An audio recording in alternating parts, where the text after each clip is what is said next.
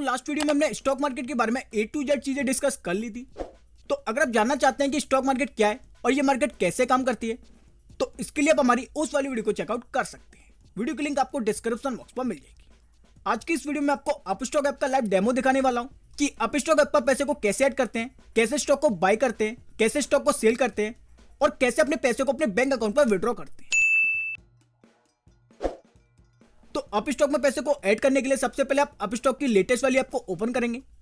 Open करने के बाद आप इधर नीचे अकाउंट पर क्लिक करेंगे, इधर फंड्स पर क्लिक करेंगे, इधर आप नीचे ऐड फंड्स पर क्लिक करेंगे। फिर आप जितने भी रुपए अपस्टॉक वॉलेट में ऐड करना चाहते हैं उतना अमाउंट आप इधर एंटर करेंगे। मिनिमम आप 100 रुपए ऐड कर सकते हैं।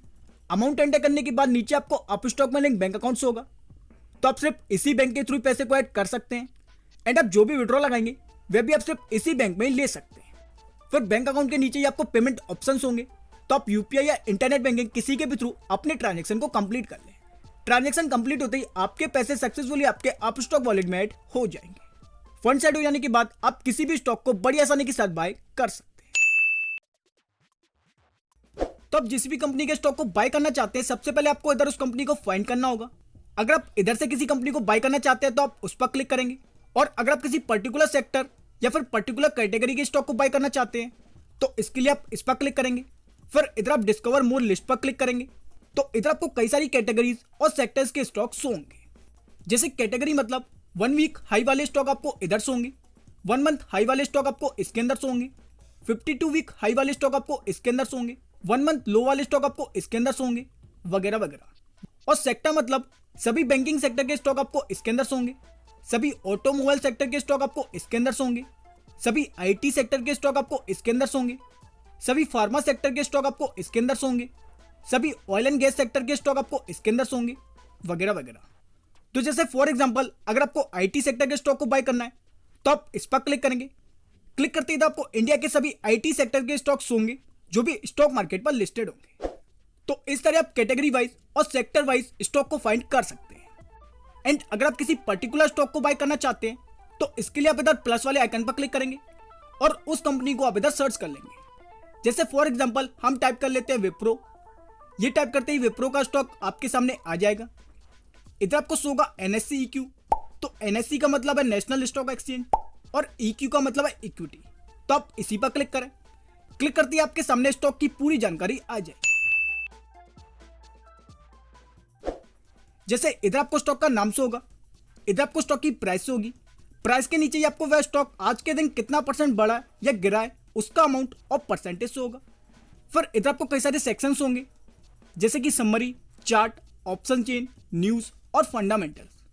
तो समरी के सेक्शन में सबसे पहले इधर आपको मार्केट डेप्थ होगा कि कितनी क्वांटिटी किस प्राइस पर लोग बाय कर रहे हैं और कितनी क्वांटिटी किस प्राइस पर लोग सेल कर रहे हैं। एंड इधर आपको इसी का परसेंटेज फॉर्म देखने को मिल जाएगा। फिर इधर आपको टुडेज मार्केट्स होगा, जैसे कि यह स्टॉक आज कितने प्राइस पर ओपन हुआ था, कल ये स्टॉक कितने प्राइस पर क्लोज हुआ था, इस स्टॉक का मार्केट वॉल्यूम कितना है, ये स्टॉक आज कितना लो और हाई गया है। एंड इधर आपको 52 वीक्स का लो और हाई अमाउंट शो होगा। फिर इधर आपको ट्रेंड्स होगा जिसमें ये आपको सपोर्ट और रेजिस्टेंस बताएगा। फिर इसी के नीचे आपको कंपनी की प्रोफाइल्स होगी, जैसे कि ये स्टॉक किस सेक्टर का है और इस स्टॉक का मार्केट कैप कितना है। एंड इधर आपको स्टॉक के बारे में कुछ बेसिक सी जानकारी देखने को मिल जाएगी। तो आप रीड मोड पर क्लिक कर इस कंपनी के बारे में और भी ज्यादा रीड कर सकते हैं। उसके बाद इधर आपको शेयर होल्डिंग इन्फोस होगी कि करंट में प्रोमोटर्स के पास कितने % होल्डिंग है। और इधर से आप देख सकते हैं कि जून 2022 में प्रोमोटर्स के पास कितनी % होल्डिंग थी, सितंबर में प्रोमोटर्स के पास कितनी % होल्डिंग थी, दिसंबर में कितनी थी और अब मार्च में कितनी है। एंड लास्ट में इधर आपको डिविडेंड की इंफॉर्मेशन मिल जाएगी कि ये कंपनी किस डेट को कितना अमाउंट एज अ डिविडेंड देती है। उसके बाद इधर से आप स्टॉक का चार्ट देख सकते हैं। इधर से आप इस स्टॉक का ऑप्शन चेन देख सकते हैं, ये ऑप्शन ट्रेडिंग करते समय यूज किया जाता है। इधर से आप स्टॉक के बारे में न्यूज देख सकते हैं और इधर से आप स्टॉक के फंडामेंटल्स को रीड कर सकते हैं।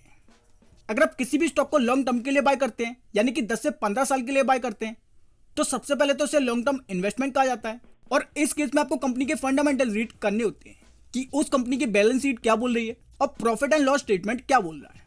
एंड अगर आप किसी कंपनी को शॉर्ट टर्म के लिए यानी कि आप सिर्फ 10 से 15 मिनट या फिर मैक्सिमम 1 दिन के लिए बाय करते हैं तो इसे शॉर्ट टर्म इन्वेस्टमेंट या ट्रेडिंग कहा जाता है। और इस केस में आपको कंपनी के फंडामेंटल्स नहीं बल्कि टेक्निकल्स को रीड करने होते हैं कि उस कंपनी का चार्ट कैसा परफॉर्म कर रहा है।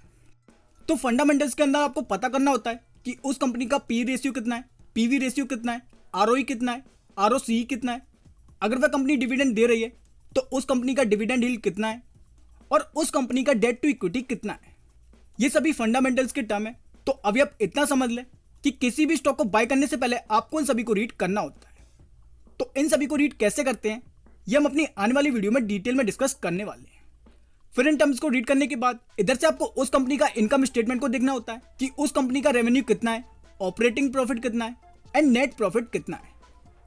इधर ये अभी क्वार्टरली पर सेट है, अगर आप चाहें तो इस पर क्लिक कर इसे ईयरली पर भी सेट कर सकते हैं। इनकम स्टेटमेंट के नीचे ही आपको कंपनी का बैलेंस शीट देखने को मिल जाएगा। येलो वाला रिप्रेजेंट कर रहा है कंपनी के टोटल एसेट को और ग्रीन वाला रिप्रेजेंट कर रहा है कंपनी के टोटल लायबिलिटीज को।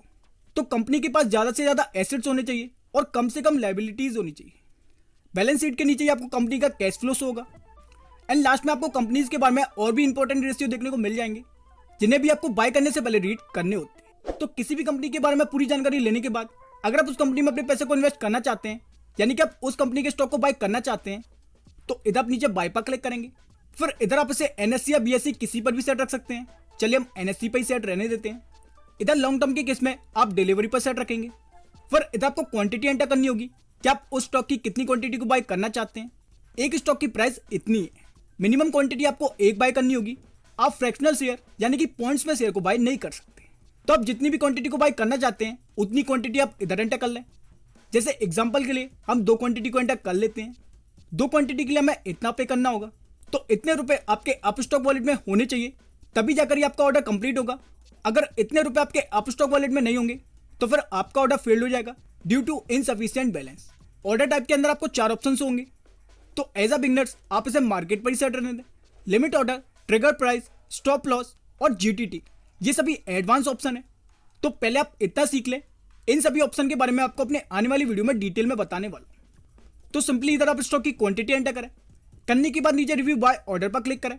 फिर इधर आपको ऑर्डर की समरीज होगी कि आप स्टॉक की कितनी क्वांटिटी को बाय कर रहे हैं, उतनी क्वांटिटी के लिए आपको टोटल कितना पे करना होगा और उस पर्टिकुलर ऑर्डर पर आपको कितना चार्ज देना होगा। इसी पर क्लिक कर आप अपने चार्जेस और टैक्सेस को डिटेल में भी देख सकते हैं कि आप पर कितना चार्ज और कितना टैक्स लगाया गया है। तो देखने के बाद आप नीचे सबमिट ऑर्डर पर क्लिक करें। क्लिक करते ही आपका ऑर्डर सक्सेसफुली प्लेस हो जाएगा और उस कंपनी के आपने जितने भी शेयर खरीदे होंगे वे आपको मिल जाएंगे। तो ऑर्डर के सेक्शन में आपको आपके सभी बाय और सेल वाले ऑर्डर्स होंगे। अपने बाय किए गए स्टॉक को देखने के लिए आप इधर पोर्टफोलियो पर क्लिक करेंगे। फिर इधर पोजीशन पर क्लिक करेंगे तो इधर आपको आपका खरीदे गए स्टॉक का परफॉर्मेंस शो होगा। ये स्टॉक अभी आपको पोजीशन के सेक्शन में शो रहा है। नेक्स्ट डे ये आपको ऑटोमेटिकली आपके होल्डिंग्स में शो होने लगेगा एंड इधर ही आपको आपके सभी बाय किए गए स्टॉक्स और उनका परफॉर्मेंस शो होगा।